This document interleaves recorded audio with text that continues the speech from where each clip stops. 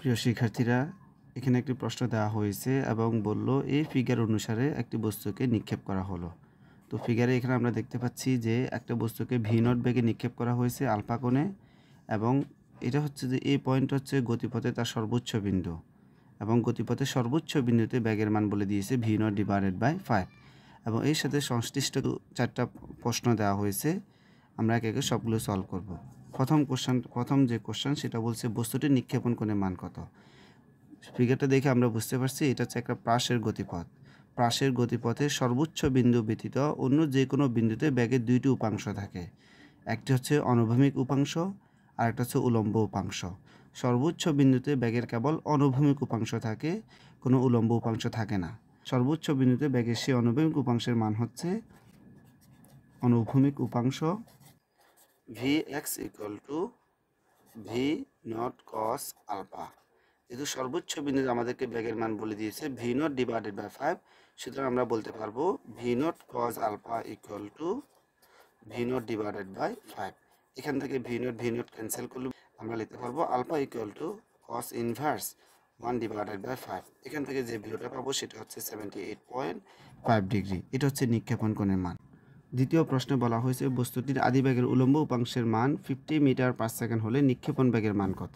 So কোনো একটা বস্তুকে যখন ভি নট বেগে নিক্ষেপ করা হয় এবং নিক্ষেপণ কোণের মান আলফা হয়, তাহলে এটাকে আমরা দুইটা উপাংশে ভাগ করতে পারবো। আদিবেগের বা নিক্ষেপণ বেগকে দুইটা উপাংশে ভাগ করতে পারবো। একটা হচ্ছে অনুভূমিক বরাবর উপাংশ, যেটাকে ডিনোট করা হবে v nought x equal to v nought cos alpha, এবং আদিবেগের বা নিক্ষেপণ বেগের উলম্ব বরাবর উপাংশ সেটা হচ্ছে v nought y equal to v not sine alpha. যেহেতু প্রশ্নে বলে দিয়েছে নিক্ষেপণ বেগের বা আদিবেগের উলম্ব উপাংশের মান 50 মিটার পার সেকেন্ড, সুতরাং আমরা বলতে পারবো v not sine alpha equal to হচ্ছে 50।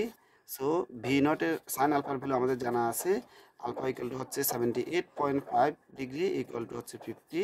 সুতরাং এখান থেকে ভি নটের যে ভ্যালুটা পাবো সেটা হচ্ছে 51.02 মিটার পার সেকেন্ড। এটা হচ্ছে বস্তুটির নিক্ষেপণ বেগের মান। 3 নম্বর যে কোশ্চেনটা বলা হয়েছে যে 2 সেকেন্ড পরে কণাটির অবস্থান ভেক্টর নির্ণয় করতে। আমরা জানি কোনো কণার অবস্থান vector r vector equal to x i plus y j. So আমরা এগুলো বসাবো। এক্সের ভ্যালু কীভাবে বসাবো, টি সময় পর এক্স অক্ষ বরাবর অতিক্রান্ত দূরত্ব x equal v not cos alpha into t. So v নটের ভ্যালু আমরা বের করেছি 51.02 ইন্টু কস আলফা হচ্ছে 78.5 ইন্টু টি এর ভ্যালু আমাদেরকে বলে দিচ্ছে 2 সেকেন্ড। সো এটা যে ভ্যালুটা পাবো সেটা হচ্ছে 20.34 মিটার। সো টি সময় পর আমরা জানি টি সময় পর অতিক্রান্ত দূরত্ব y equal v not sine alpha into t minus half g t square. এখানে ভি নটের ভ্যালু হচ্ছে 51.02 ইন্টু সাইন আলফা হচ্ছে 78.5 মাইনাস হাফ জি এর মান হচ্ছে 9.8 ইন্টু টি স্কোয়ার 2 স্কোয়ার। এখানে যে ওয়াই ভ্যালুটা পাবো সেটা হচ্ছে 82.44 মিটার। সো তাহলে আমাদের এক্স এর ভ্যালুও পেয়ে গিয়েছি, ওয়াইয়ের ভ্যালুও পেয়ে গিয়েছি। এখান থেকে আমরা ইজিলি অবস্থান ভেক্টর বের করতে পারবো। কারণ অবস্থান ভেক্টর আমরা দিতে পারবো r equal to x i plus y j. আমরা জানি x i plus y j. So এক্সের যে ভ্যালুটা পেয়েছি সেটা হচ্ছে 20.34 আই, অ্যান্ড দেন ওয়াই যে ভ্যালুটা পেয়েছি সেটা হচ্ছে 82.44, অ্যান্ড দেন জে। এটা হচ্ছে অবস্থান ভেক্টরের। এবং এখন কোনো একটা কোশ্চেনে যখন আমাদেরকে বলবে অবস্থান ভেক্টরের মান নির্ণয় করা, সো অবস্থান ভেক্টরের মান কীভাবে নির্ণয় করব, যেহেতু এটা একটা ভেক্টর, মান নির্ণয়ের জন্য আমরা জাস্ট এই যে আয়ের যে সহগ 20.34 স্কোয়ার প্লাস যে সহগ 82.44, অবস্থান ভেক্টরের মান হচ্ছে 84.91 মিটার। এটা হচ্ছে অবস্থান ভেক্টরের মান।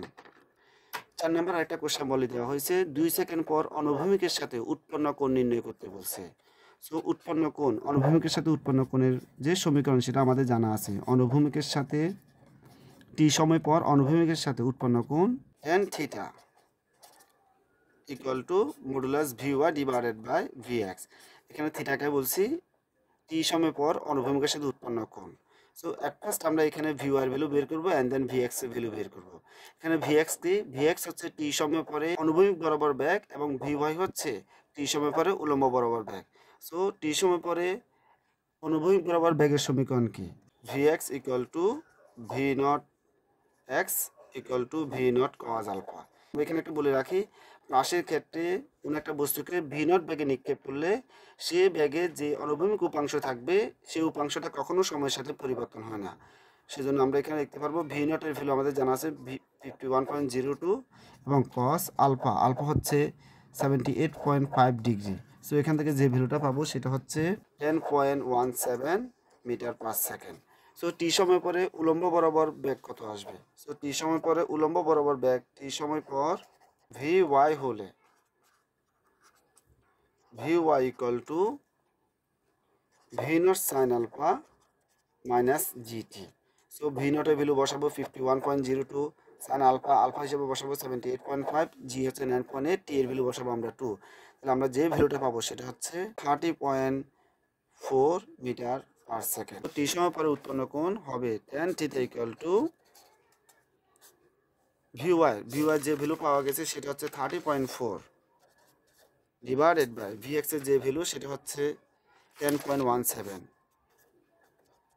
সুতরাং থিটা ইকুয়ালটা আমরা বলতে পারবো 71.5 ডিগ্রি। এটা হচ্ছে 2 সেকেন্ড পর অনুভূমিকের সাথে উৎপন্ন কোণ।